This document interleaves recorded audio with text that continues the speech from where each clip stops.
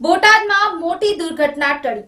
Railway ફાટક પાસે રેતી ભરેલો ડમ્પર પાછો પડ્યો, ચશ્માના સ્ટોલને નુકસાન, મહિલાનો આબાદ બચાવ। બોટાદ શહેરના ભાવનગર રોડ પર રેલવે ફાટક નજીક એક મોટી દુર્ઘટના ટળી હતી। રેતીથી ભરેલો ડમ્પર ટ્રક ઢાળ ચઢાવવામાં નિષ્ફળ જતા રિવર્સમાં પાછો પડ્યો હતો। ઘટના સમયે ફાટક પાસે એક પરિવાર ચશ્માનો સ્ટોલ લગાવીને બેઠો હતો। ડમ્પર પાછો પડતા સ્ટોલને થોડું નુકસાન થયું હતું, પરંતુ સદનસીબે ત્યાં બેઠેલી મહિલાનો આબાદ બચાવ થયો હતો।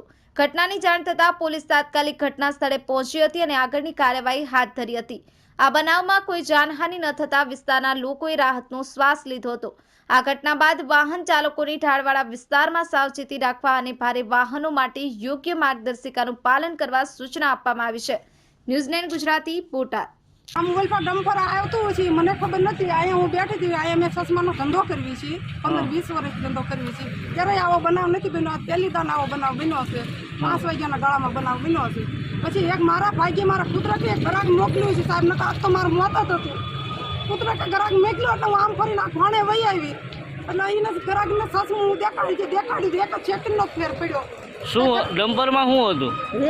રેતી ભરી છે અંદર તો, ઓવરલોડિંગ ભરેલા હતા ડમ્પર? હા, ઓવરલોડિંગ ભરેલું। ટાયર ફાટી ગયું હોય તો જે ખબર, પંચર હોય તો જે કરી કાંઈ મને ખબર નથી, પણ આવ્યું એટલે બોર્ડે માર ઝીલી લીધો ને આજ તો મારો ખાટલો, મારો માલ બધું ભૂકો કરી નાખ્યો। હજી તો બોરો તો એક ટાયર હેઠે પડ્યો છે, અને આમાં કાંક અમને સહાય કરજો, અમે ગરીબ માણસ છીએ। કેટલાનું નુકસાન તમારે થયું? નુકસાન તો ઘણું થઈ ગયું છે, 20-30,000